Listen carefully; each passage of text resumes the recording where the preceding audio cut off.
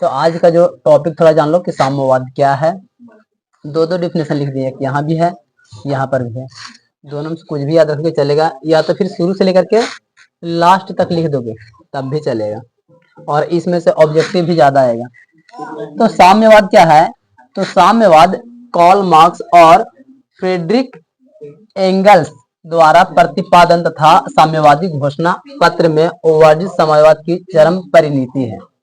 यानी कि एक तरह का परिणति है ये, जिसको कार्ल मार्क्स बताया है और फ्रेडरिक एंगल्स, यही दोनों मिलकर के इसको प्रतिपादन किया साम्यवाद का घोषणा पत्र, इसको वर्णन किया है उसमें कि साम्यवाद क्या है। तो उसके बारे में यहाँ पर लिखा गया है कि साम्यवाद सामाजिक राजनीतिक दर्शन के अंतर्गत एक ऐसा विचारधारा के रूप में वर्णित है जिसमें संरचनात्मक स्तर पर एक समतामूलक वर्गहीन समाज की स्थापना की जाए। समतामूलक मतलब कि एक जैसा समाज, वर्गहीन समाज की स्थापना होना चाहिए। इसमें वर्ग अलग अलग नहीं होना चाहिए, एकदम सब एक साथ में होना चाहिए, ऐसा समाज का स्थापना हो, उसी को साम्यवाद कहा गया है। समाजवाद में सब समाज एक साइड है, ठीक है, सब काम समाज के लिए होना चाहिए, लेकिन साम्यवाद उससे थोड़ा अच्छा है कि उसमें कोई भी वर्ग अलग अलग नहीं होना चाहिए। एक गांव में अगर 10 तरह के जात बसता है तो गांव के हिसाब से समाज में सब ठीक है, लेकिन जब रहने के सहने की बात आएगा तो फिर भी वह अपना अपना वर्ग में बढ़ जाता है कि हम लोग ये जाति है, हम वो जाति हैं। तो साम्यवाद चाहता है कि वर्गहीन समाज की स्थापना हो जाए। बस अगर पूरा नहीं याद रहेगा तो ये भी याद रखोगे ना, वर्गहीन समाज की स्थापना साम्यवाद कहलाता है।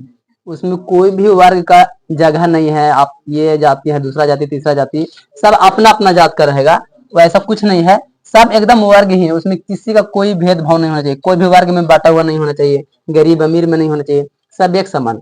तो उसको बोला जाता है वर्गहीन समाज, और यही है साम्यवाद।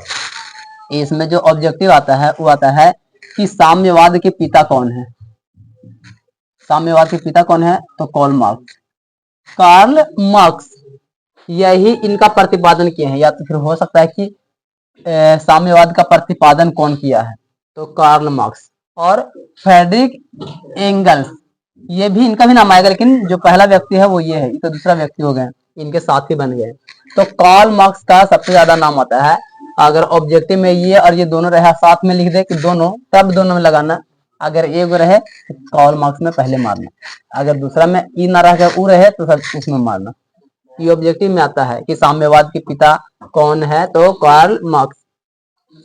अब यहाँ पर है कि मार्क्स तथा प्रथम अंतरराष्ट्रीय संघ, ये टॉपिक हम लोग का है कि कार्ल मार्क्स द्वारा प्रथम अंतरराष्ट्रीय संघ कब हुआ था, कैसे हुआ था, क्या क्या हुआ था, उसके बारे में लिखा हुआ है। तो लिखे हैं, समाजवादी आंदोलन के इतिहास का एक अत्यंत महत्वपूर्ण घटना थी। कौन घटना था? तो प्रथम अंतरराष्ट्रीय संघ। प्रथम अंतरराष्ट्रीय संघ समाजवादी आंदोलन के इतिहास का एक अत्यंत महत्वपूर्ण घटना है। किसका आंदोलन होगा? तो समाजवादी आंदोलन होगा, समाज के लिए आंदोलन होगा, और इतिहास एक घटना है। 1864 में प्रथम अंतरराष्ट्रीय संघ की स्थापना, इसको डेट याद रखोगे, 1864 में। 1864 में प्रथम अंतरराष्ट्रीय संघ की स्थापना हुआ था। इस स्थापना का श्रेय मार्क्स को है, यानी कि इसका स्थापना कौन किया था? तो कार्ल मार्क्स किया था। किसका? तो प्रथम अंतरराष्ट्रीय संघ का। अपने उद्घाटन भाषण में मार्क्स ने मजदूरों को महत्वपूर्ण समझने की चेष्टा की है और कहा है, यानी कि जब ये भाषण दे रहे थे तो उस समय में मजदूरों के महत्वपूर्ण बात को समझे हैं। जो मजदूर लोग बोलता था उसका अच्छा बात को समझे हैं, और फिर वे कहने लगे हैं कि वे अपनी मुक्ति स्वयं ही और अपने प्रयत्नों द्वारा ही प्राप्त कर सकते हैं।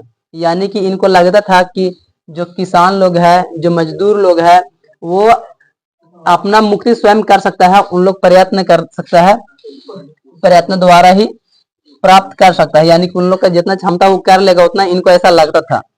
जब तक कि उत्पादन के साधनों का स्वामित्व व्यक्तिगत हाथों में है, यानी कि जब तक कि उत्पादन करने का जो क्षमता था वो सब मजदूर के हाथों में था, तब तक के लगता था कि मजदूर लोग अपना समाधान कर सकते हैं, अपना प्रयत्नों के द्वारा ही स्वयं कर सकता है।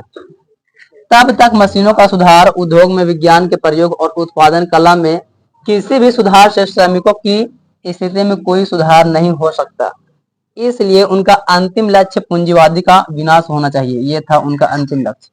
ये भी याद रखोगे कि अंतिम लक्ष्य क्या था, तो पूंजीवादी का विनाश। पूंजीवादी यानी कि पैसा वाले व्यक्तियों का विनाश होना चाहिए। वो लोग कुछ ज्यादा ही उल्टा सीधा काम करता है। मजदूर के पास में इतना क्षमता है कि वो अपना समाज से मुक्त हो सकता है, अपनी मुक्ति स्वयं कर सकता है, ऐसा उन लोग के पास में भी क्षमता होता है। और उसके बाद में एक नारा दिया गया, इस सम्मेलन में एक नारा बुलंद किया गया। नारा बुलंद किया गया यानी कि एक नारा बोला गया था। नारा क्या था कि अधिकार के बिना कर्तव्य नहीं है और कर्तव्य के बिना अधिकार नहीं। यानी कि अगर अधिकार लेना है तो बिना काम के अधिकार नहीं मिल सकता है, और काम करोगे तब भी अधिकार मिलेगा, कर्तव्य के बिना अधिकार भी नहीं मिलेगा। तो यही दो चीजें था। सबसे ज्यादा जो याद रखोगे, ये नारा याद रखना है कि ये नारा कि अधिकार के बिना कर्तव्य नहीं, अधिकार है तो कर्तव्य है, और कर्तव्य के बिना अधिकार नहीं, और कर्तव्य नहीं करोगे तो अधिकार भी नहीं मिलेगा। दोनों एक दूसरे से मिलता जुलता है, एक दूसरे के विरोधी है। और सबसे ज्यादा जो याद रखना है, इसको याद रखना है, कार्ल मार्क्स साम्यवाद के पिता, इनका भी नाम रखना फ्रेडरिक एंगल्स। और उसके बाद में कौन सा है जो सबसे ज्यादा इंपॉर्टेंट है, प्रथम अंतरराष्ट्रीय संघ कब हुआ था, 1864 में हुआ था इसका स्थापना। और इसका स्थापना का श्रेय किसको मिलता है, कार्ल मार्क्स को मिलता है। और अपने उद्घाटन में ये क्या भाषण दिए थे कि किसान लोग या मजदूर लोग अपना महत्वपूर्ण बात को समझने का चेष्टा करेगा, और वो बोलते थे कि अपना मुक्ति ये स्वयं कर सकता है, ये लोग तो उतना प्रयत्न करेगा तो हो जाएगा। तब तक मशीनों का सुधार, उद्योग में बिना विज्ञान के प्रयोग और उत्पादन कला से किसी भी सुधार से श्रमिकों की स्थिति में कोई सुधार नहीं हो सकता है।